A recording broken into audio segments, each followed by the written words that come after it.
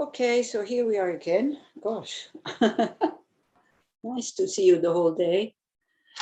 I have the, how to say, I have the computer again so I can do the screen share. And so what I thought we'll do Chenrezig meditation. We really take the help of the Buddhas, which we very often forget to take when things are getting tight.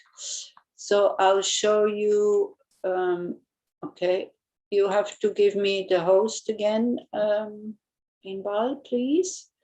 So I'll show you how Chenrezig looks, how you can visualize him. And when we visualize the Buddhas like this, you know, they're not something kind of external from our mind. They are our own potential to become like this. So this is an aspect of a fully enlightened mind, the compassionate aspect. So you can visualize Chenrezig seated like this, with in a light body, like a rainbow. One visualizes it. And, you know, the question is, well, why do we visualize these strange forms? Because this one only has 4 arms, but the other one I'm going to show you has 1,000 arms and 11 heads, is to train our mind to see pure forms, meaning forms that a pure mind is receiving. Like the purity is not coming from the form outside. The purity is more coming from our own mind by seeing that nothing exists the way that it appears, but by seeing that it still exists and it's a dependent arising. Anyway, if you are sometimes kind of and often listening to Geshe-ma, which is every Sunday evening, then you will get a good understanding what this means. You know, a dependent arising, it exists, but it doesn't exist the way that it appears. It's empty of any inherent existence. But our mind is stuck in those misconceptions. And so we get away a little bit from concepts, because concepts actually hide reality. So that's why we use colors, syllables, sounds, and these kind of strange forms. So this is the 4-armed one. So what he's holding, it's all symbolic, you know. So basically here you have the multicolored lotus that he's sitting on. So that means he has totally renounced the pleasures of samsara. And he's sitting on a flat moon disk that symbolizes bodhicitta, the mind of compassion wanting to be of benefit to all sentient beings, cools down the suffering. And then his other form here symbolizes wisdom, which is the wisdom of emptiness. So these are the 3 principal aspects of the path in order to attain full enlightenment. Then in his hands here, he's holding a jewel, which is, of course, very big. Well, I'm trying to make it a bit bigger, but I don't know if I can. There. So he's holding a jewel in his hand. So that means, you know, imagine if we would have a jewel that is that big, like a diamond, this size, how precious we would find this. So all the Buddhas, they hold us that precious. They hold us as precious as you hold your own children. So that shows that, you know, his great compassion. Then he's holding in his right hand a mala. You can't see it so well, maybe here better. So mala, this is this garland, you know, where you practice. I think actually the text is not called jewel garland, but precious garland. Now that we're talking about garlands. So it's called the mala, for which we, you know, when we say mantras, we count. It's like, looks like this. We count, and then we're very happy about how many we did, not in order to be loved by the Buddha, but just so that we did something beautiful. And then in this hand, he's holding a lotus, which is symbolizing wisdom, again, the wisdom of emptiness. So, you know, holding these 2 things is the sign that he has perfected compassion, like the method, practice, and wisdom, which is once we have perfected that, then we will attain full awakening. Okay, so that is the 4-armed one, but then there's also the 1,000-armed one, and that's this one. So you visualize whatever you feel comfortable with, or just the white light, which symbolizes compassion and wisdom. So that's fine. So he has like 11 heads, and this is the story that when he was a bodhisattva, he made the promise that he would lead all sentient beings to full awakening, right? But then he saw, he's been leading so many to full awakening, but so many others, create so many negativities. And then he was thinking, oh, this is hopeless. And he made the vow that if he gives up his intention to liberate all sentient beings to full awakening, that may he kind of, split into 1,000 pieces. So then he gave up that vow because he said, oh, it's totally hopeless.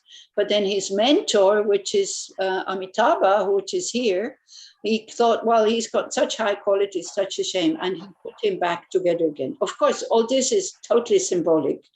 So this is for us also, sometimes when we try and we try and we try and we start good projects, or we try to help others and we do all these things, but then we go, this is hopeless, so much energy and nothing ever happens. And then we are, we're almost giving up. Then some mentor comes along and says, no, wow, you did such a good thing, and just continue. It's a bit like this symbolic. It happened even to Chenresig. And this is why he has 11 heads and 1,000 arms, right? So in his arms, he's holding again here this precious jewel that he's holding all sentient beings like this. Then he's holding a bow and arrow, which is the combination of compassion and wisdom, which with that, you shoot the negative emotions or the unhelpful emotions. This is the wheel of Dharma. He will constantly turn the wheel of Dharma. This is a vase from which constantly kind of flows the beautiful Dharma, the methods that which we can apply in order to attain the same state. And then this hand also is the main hand where he is kind of pouring down nectar to the lower states, especially the hungry ghosts. And here, in his two upper hands, it's a bit difficult to see, but it's not very clear. In his two upper hands, in the left hand, same as with the four-armed one, he holds in the left hand the lotus, which is the wisdom of emptiness. In the right hand, the mala. Here, maybe you can see the mala in a better way. In the right hand, the mala, which kind of reminds us of our practice. And around him are, 992 other hands, in which each one is an eye. Oh. It's difficult to see, but it's 992 hands. In each one is an eye. Maybe here in the main hands you see it better. And so he has perfect compassion, and he knows perfectly what everybody needs. What he sees.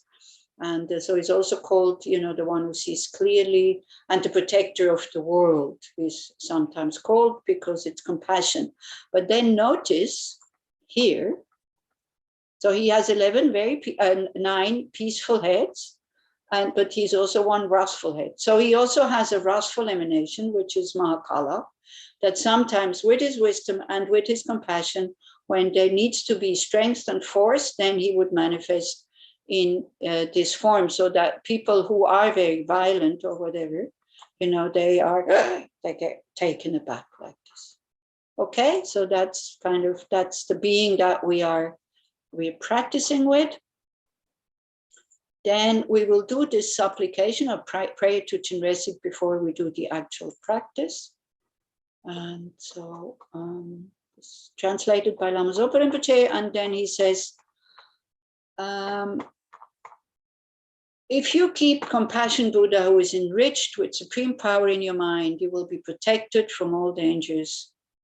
Because the prayer that we are saying now is, before we act, we remember to say, oh, Chenresig, my gosh, I'm going down the same alley, please help me. Then we might be able to abstain from doing the action, which again, creates negative karma, which again, creates suffering, which then again, our reaction to the suffering is negative and more negative karma, and so on. So first request Chenresig for the following things to happen, like to protect us from these dangers to you. But then we think that you cause them to happen to all other sentient beings. This is an extremely effective way to generate bodhicitta and the good heart cherishing others. So before we start, because it's tantric practice, so if you're a Buddhist, it's really good to do this. I want to be of benefit to all sentient beings. This is why I want to become a Buddha. right now.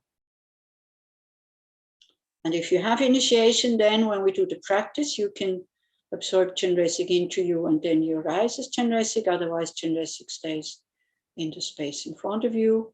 You think, we don't have to do it with the official words. Sometimes it's really good when we have to think about this ourselves. I take refuge in Buddha, Dharma, and Sangha. What does it mean to me?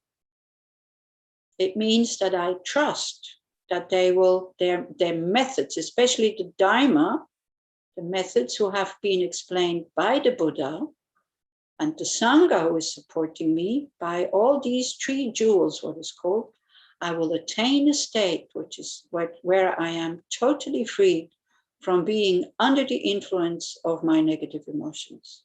That kind of trust should be there. And also some kind of fear of being reborn in the lower states, or meeting again and again and again, even as a human, situations that overwhelm us, that we are too challenged, and we again react in an unhelpful way because we are collaborating with our unhelpful emotions like anger, attachment, greed, jealousy, aggression, and so on. And then why are we doing this? Because we become aware that we are totally dependent on others for our survival, not just for our survival, for our happiness, and also for attaining full awakening. Because in order to attain full awakening, we need to practice the 6 perfections. And for 3 of them, we definitely need other beings, like generosity. We need others who take what we want to give them. Then the next one is ethical conduct. We need others that we could harm, so we can train in ethical conduct. And, it's only ethical conduct when you want to do something, but then you don't do it. Then it goes into the practice of ethical conduct, or the perfection of ethical conduct. And then, of course, patience. For that, we also need others. Sometimes we can also need ourselves, but we're not getting so angry at ourselves. And the anger doesn't linger so long as when we are impatient with others. So you visualize all sentient beings around you. Again, you just think that the earth becomes flat. No more houses, no more walls, no more mountains, no more trees or any visual obstructions. So you can see and try to feel, I'm constantly surrounded by beings that nobody would be able to count them. If we include the animals, the insects in the earth, animals that live like in the air or underneath the ocean, in the water, or even sentient beings, nobody is able to count them. But then we also include beings in the hell realms, the hungry ghosts, of course now all the humans, animals, that these we can perceive with our own eyes, but also then the beings in the Asura and Sura realms, the gods and the demigods. We think of all beings who have died in the bardo, like looking for a rebirth. We wish them all to find a fortunate rebirth. And we think of all the beings in the form and formless realms. If you don't know what all this is, that's fine, don't worry so much. But many of you are practicing Buddhism for a long time. You practice philosophy also, you study, so you know about these different dimensions or different existences. So think all sentient beings, I want to lead to the state of Avalokiteshvara. This is why I'm doing this practice. For that, I have to become Avalokiteshvara himself, like a Buddha. But then you think that your guru is Avalokiteshvara, so you visualize your guru, being here in the space in front of you. You watch your heart when you think about your guru or your teachers in general. They make you happy, appreciation, respect, devotion, and joy. That we allow ourselves to be inspired by them, that we do these kind of very unusual practices. Other people would say crazy, chanting mantras, doing visualization. So you have Chenresig in the space in front of you, either 1,000-armed or 4-armed, whatever feels more comfortable. And then you let your guru melt into the form of Chenrezig. So that the Guru is Chenrezig, Chenrezig is the Guru. And it becomes very alive. You know, this form is dynamic, it moves, it doesn't have to breathe because it's a rainbow body. It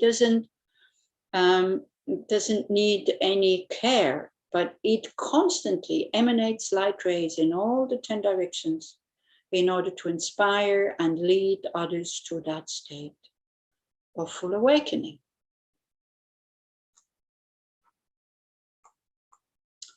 Namo Guru Lokeshwaraya.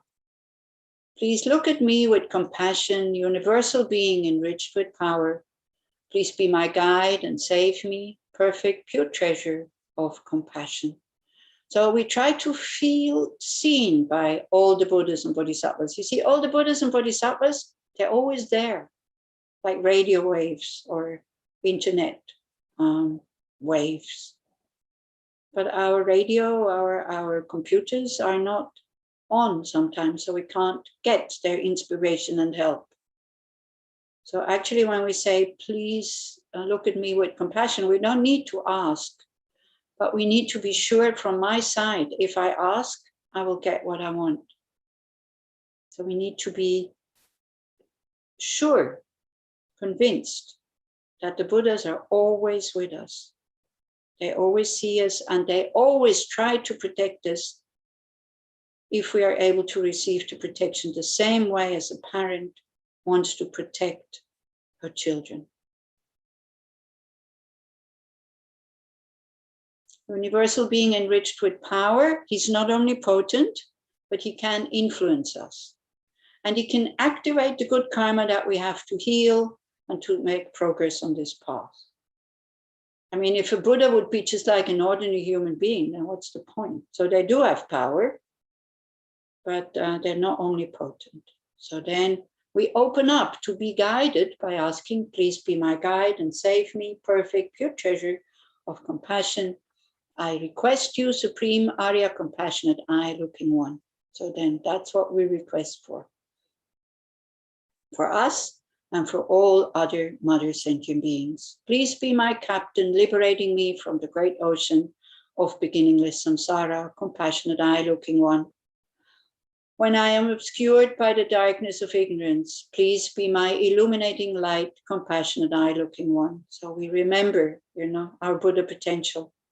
When I have a blazing fire of anger towards my enemy, please be the waterfall that extinguishes it, compassionate eye looking one. So then when you can be very creative. When you feel anger arising, you remember Chenrezig, you remember your potential, you see Chenrezig coming. If you want, you can put on a, fireman uniform if it helps. He's still white and translucent and he has, his dadu car and he comes with the hose and he extinguishes your anger. I tell you, it really works if we remember, because we are distracted from our anger, which kind of clings to the object that we want to be angry with. When I have violent waves of attachment towards my friends, please help me realize the ultimate nature, compassionate eye looking one, meaning being impermanent and not being there to kind of satisfy my needs. When I am bound to my possessions by the knot of miserliness, please be my manager of giving, compassionate eye looking one, so that we remember, we have what we need now because we have practiced generosity in the past. That's the only reason. So when I feel now that the tight knot of miserliness, please be my manager of giving, compassionate eye looking one, meaning not giving too much, but also not giving too little, but giving an amount that makes me happy. Giving an amount when it's money or whatever, time, giving something that I feel, oh, that was a good thing to give. That's important. Doesn't matter whether it's material or time or affection or whatever. Remember and feel happy about it. When I'm intoxicated by the 5 poisonous delusions, please be my king of medicine, compassionate eye looking one, like the medicine Buddha. When I'm disturbed and frightened at the time of death, please show me your face and introduce self-nature, Compassionate eye-looking one. That would be the way out of samsara immediately. And if we remember Chenresig and visualize him, see him at the time of death, because the mind naturally goes into the clear light. When I am surrounded by the karmic messengers of Yama, please be my refuge and guide, compassionate eye-looking one. No need to be afraid of all the appearances in the bardo, knowing that they're just produced by my own minds. It's like lucid dreaming, knowing this. When I'm traveling the unknown, dangerous paths of the intermediate state, please be my close relative, compassionate eye-looking one, meaning close the doors to those. When I'm wandering, seeking uncertain birthplace, please take me to your pure land, compassionate eye-looking one, which is Devachen. When I'm experiencing the suffering of karma in the womb, so in case we don't make it to Devachem, we will be reborn in the womb. When I'm experiencing the suffering of karma in the womb, please cover me with a tent of light, compassionate eye-looking one. When I've taken the body of an unknowing baby, please be my supreme virtuous friend, compassionate eye-looking one. When I always visualize you on my crown, make offerings and praise you, please be my root guru, compassionate eye-looking one. When I visualize you on my heart lotus, making offerings and praise you, please be my mind seal deity and the host of deities, compassionate eye-looking one. That's the quick path, the tantric path, knowing that we have Buddha nature and we can attain that state now, immediately. When I experience the obstacles of bad outer and inner conditions, please be my Dharma protector and pacify them, compassionate eye-looking one, especially the inner conditions that we're not reacting with anger, but with wisdom and compassion. When my mind is tormented by hunger, thirst, and poverty, please grant whatever attainments I wish, compassionate eye-looking one. So we have the understanding that we're purifying negative karma. When I make requests with the continual sound of the 6 syllables, please always look at me with compassion, compassionate eye-looking one.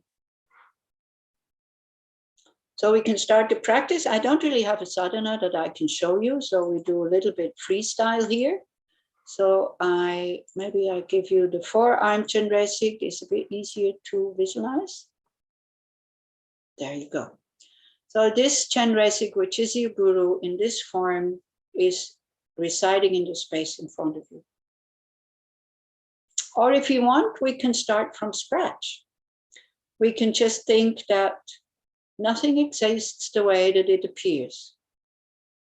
And then by this kind of magic formula, Om Swabhava Shuddha Sarva Dharma Swabhava Shuddha, we think that everything turns into its ultimate nature, meaning emptiness, nothing appears. It's like if we want to paint a picture, the canvas needs to be empty. Otherwise, the picture that we smear over another picture is not clear. So now we are creating the picture of purity, picture of no suffering, picture of emanation or manifestation of compassion and wisdom, which is, so out of this empty space appears a lotus. Just try to visualize. It has tremendous effects on the mind, and it will be helpful at the time of death when the mind can do that spontaneously. No need for words. So on top of that lotus appears a moon disk. On top of the moon disk appears the syllable Hri. If you can visualize Sanskrit syllable, fine. If not, also okay. Just H-R-I-H, even in Hebrew. In Hebrew, something that sounds like Hri. That's the seed syllable of Chenresig. And then you visualize that out of this seed syllable, light rays are going out, making offerings to all the Buddhas and Bodhisattvas. This is for us to remember that all the Buddhas and Bodhisattvas are always there, because we keep forgetting. Then the light rays go out again, and it touches each and every sentient being and immediately turns them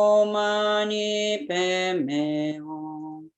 Om Mani Padme Hum. Om Mani Padme Hum. Om Mani Padme Hum. Om Mani Padme Hum. Om Mani Padme Hum. Om Mani Padme Hum. Om Mani Padme Hum. Om Mani Padme Hum. And we can continue silently. Om Mani Padme Hum. Mani Padme Hum. Om Mani Padme Hum.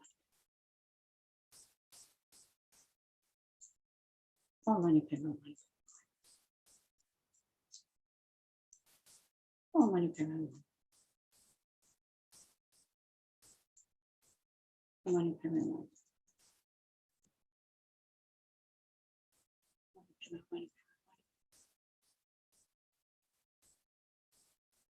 Om Mani Padme Hum. Om Mani Padme Hum.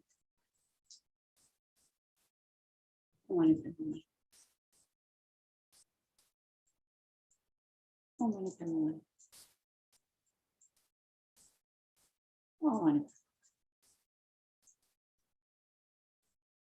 Om Mani Padme Hum.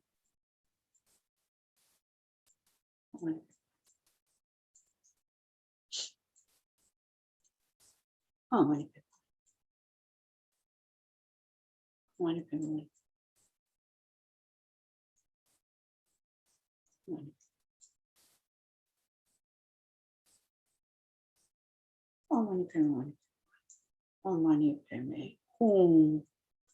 So now we can do some Tonglen practice. So again, many of you know what this is. For those who don't know, it's kind of we turning the whole thing around. Instead of protecting ourselves from unpleasant things, then we take them voluntarily, and kind of wanting to keep the pleasant things, we totally give them away. So if you're in the form of Chenresik, it's very easy for you to do that with others. You think about, again, I leave it totally up to you. You think about specific people that you know. You think about all sentient beings. You think about specific regions, like Afghanistan at the moment. You think about the environment that is suffering a lot because of our consumerism, whatever. So as you breathe in, again, if you're Chenresik, it shouldn't be a problem. If you think that this is a bit of a problem, then visualize Chenresik in the space in front of you, which is your potential. So thinking by doing this courageous practice, I make very quick progress on the path to generate the heart of enlightenment. If you think that this is ridiculous and it's absurd, then don't do it. And we use our breath. So it's good to work with texture. So when we breathe in, then we think we're breathing in the feelings of heat, darkness, heaviness, stickiness, a sense of claustrophobia, like, being stuck. It comes to our heart, where there's the mantra and the silver tree. And through this, so much light in your heart, through this filter, when we breathe out coolness, brightness, light, healing, support, relief, a sense of freshness.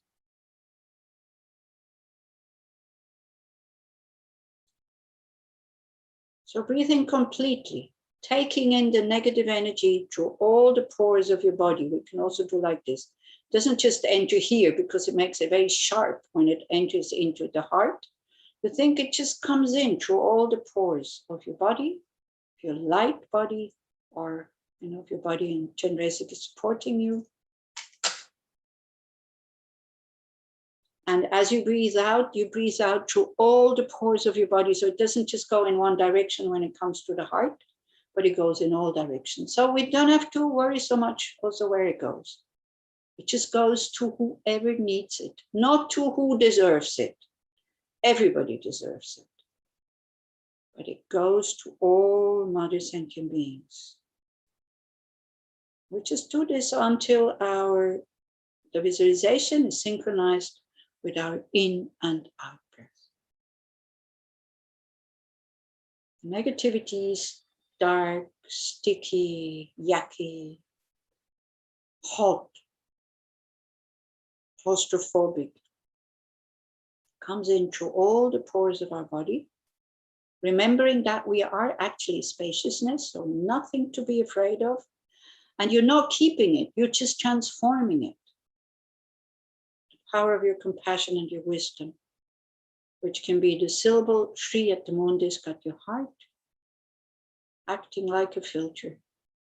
As you breathe out, again, breathing out through all the pores of your body, going in all directions, touching animate and inanimate things like nature, Mother Nature, climate, bringing relief, support, freshness, healing, lightness. And we just do that for a while. Really being happy that we can contribute something here. Don't worry, how does this work? It doesn't work. What is this? Just do it.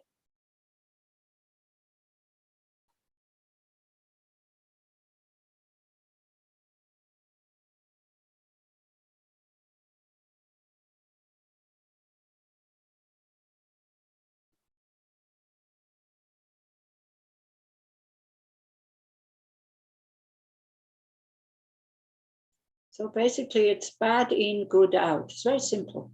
Yeah. With time, it's totally synchronized. You don't need to think anymore. That breathing in, the heavy stuff comes, breathing out, the good stuff goes, sharing it with others. You're not losing anything. And when we become aware of how much love we can really share and that we have, we're not afraid of taking in anymore. The wish to take it away from others, the wish to relieve them, and the actual action by breathing it in, not to keep it, only to transform it.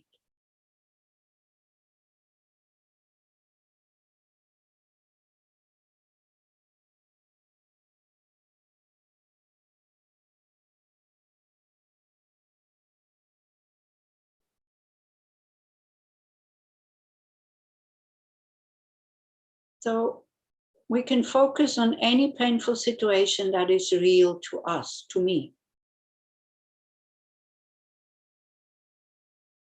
Traditionally, we do it for others, but if we're stuck, you can do the practice for the pain you are feeling yourself. But also we think simultaneously with all others who experience the same pain, who experience the same kind of suffering. Feelings of feeling inadequate, useless, not good enough.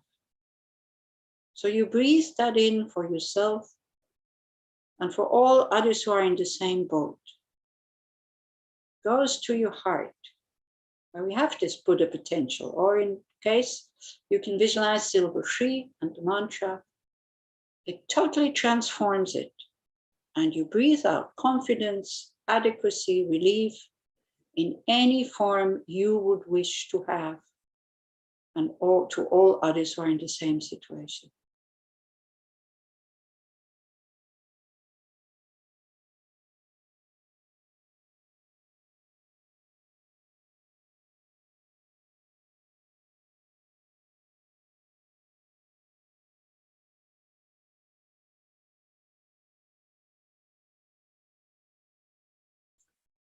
And again, so that it doesn't go into self-pity, we need to make it bigger.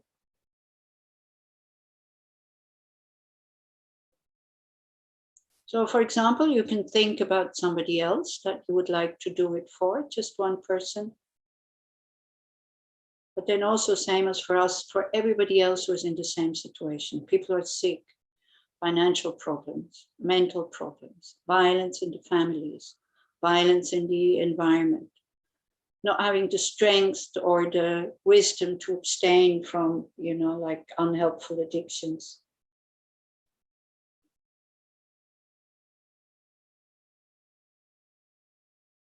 So you make it bigger than just that one person that you think of.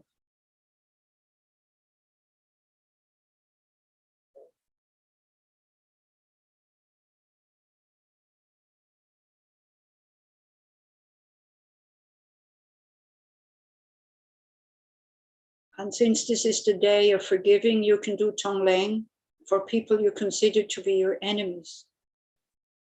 Those who hurt you or hurt others. Now we can think about all the politicians who have power. We take away all their greed, their wrong views, their aggression, their self-concern, in the form of like heavy, dark, sticky, unhealthy, sick. Bring it down to your heart. Our own self-centeredness explodes. And what we see is bright, radiant light. And that comes out through all our pores and brings free from confusion, what brings happiness, what brings suffering. We send out wisdom, skills to use that power in a skillful way for all beings. And again, as you breathe in all the hindrances, all the clumsiness, all the stuckness, confusion.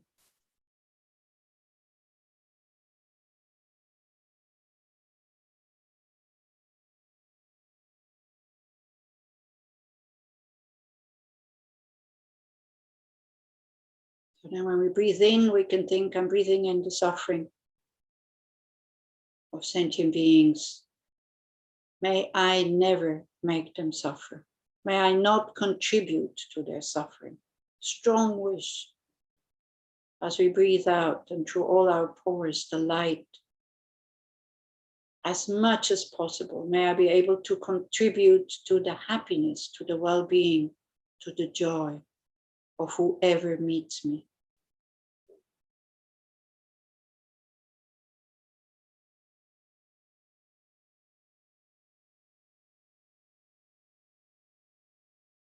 And as you continue to do the practice, your compassion naturally expands over time. And so does your realization that things are not as solid as you thought, which is a glimpse of emptiness.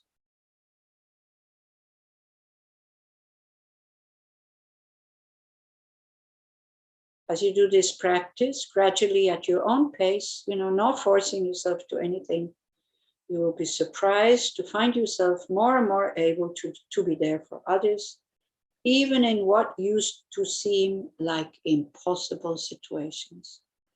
So the suffering, the painful feelings, we don't have to touch them with fear anymore, but with love and compassion.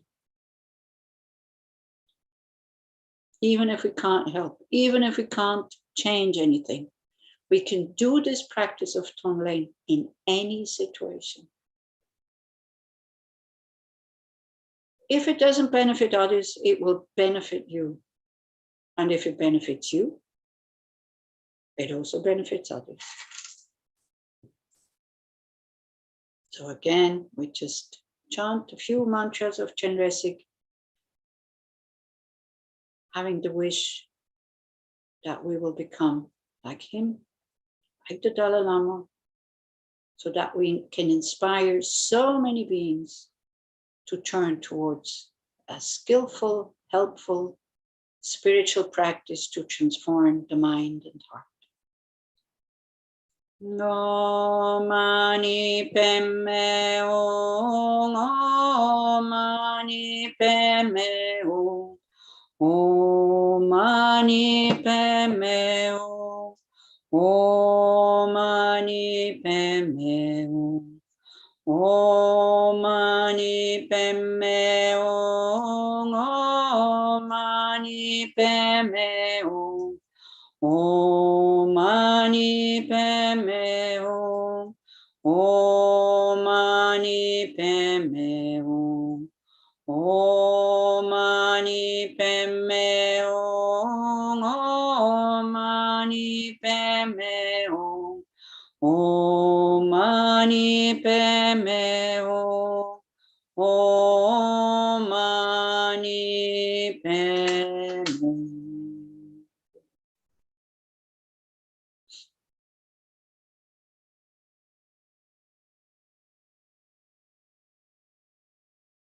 So then the Chenresig in the space in front of us melts into light.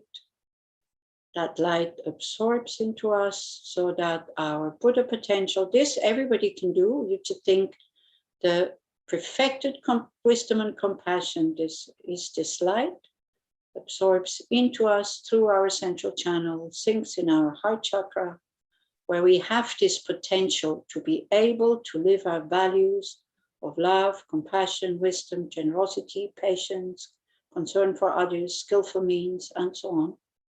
That we can, where we have that potential, so it nourishes that potential, and we can live these values spontaneously, uninterruptedly, and effortlessly.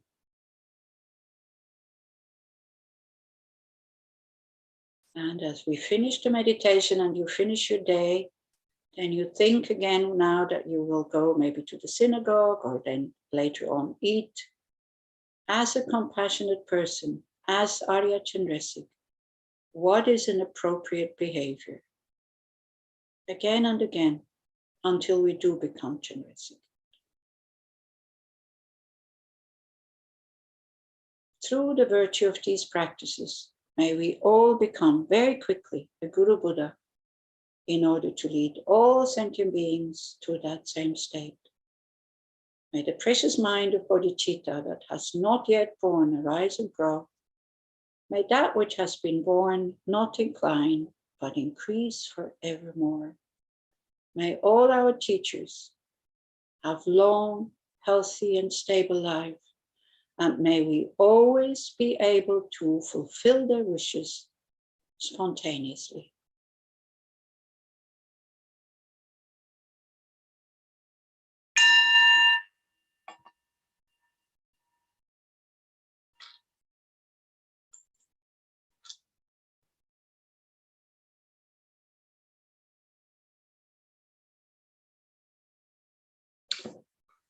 Okay, so that ends this very meaningful day of Yom Kippur. I mean, the day is not finished, but the practices that I was very happy to offer. Thank you very much for participating. I have nothing else to say. Just be happy and be well, and thank you very much for participating. Thank you very much. Thank you. Thank you. It was fantastic. Thank you very much. Thank you. Thank you, and hope to see you again at one point. We have a Lamrim thing. So the Tonglen practice in the Lamrim meditation day, we will do much more extensively, by the way. So you can do, you can be very creative about this giving and taking. It doesn't have to be a certain way, and this is wrong and this is right.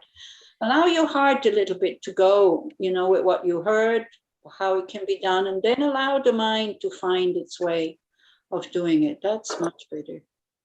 Yeah? Okay, so enjoy your dinner in case you fasted, and enjoy your dinner also in case you didn't fast. Be well. Okay, bye. Bye. Thank you. So much. Thank you. Thank you very much. See you soon. Thank you very much. Of the Dharma friends, I want to thank you all for participating here with us and practice all day long. So thank you again, Ani Losang, for all the meditation and practice and teaching. It's always so nice learning from you. Now talking Hebrew. So I invite all, אני מזמינה את כולכם, הביקור רק התחיל ויש עוד ריטריטים בזום. יש לנו עוד את התרגול של טרה, שיהיה בימים הראשונים של חול המועד סוכות, אתם מוזמנים להצטרף. ולאחר מכן, כמו שאני לוסנג הסבירה, יהיו קורסים בנושא הלמרים, 3 ברצף. השניים הראשונים יהיו יותר הלימוד, יהיו יותר בלימוד, והאחרון יהיה בעיקר תרגול, זאת אומרת חזרה על כל מה שתלמדו בקורסים הקודמים, ויהיה ממש ככה תרגול של כל מדיטציות הלמרים באחרון. אז תודה לכולכם, ואני מזכירה לכם, מי שרוצה לתרום לידי הדרמה, יש לכם את האפשרות דרך הפייפל או דרך הכרטיס אשראי בקישור שצירפתי מקודם. תודה לכולכם, היה לי ממש כיף לראות אתכם. תודה לך. תודה לך. תודה ענבל, תודה. תודה רבה. תודה רבה. בהמשך יום רבה. צום קל למי שצם. תודה ענבל. חתימה טובה. חתימה טובה, להתראות. חתימה טובה. תודה רבה רבה. תודה רבה. שנה טובה, תודה רבה. תודה. ביי.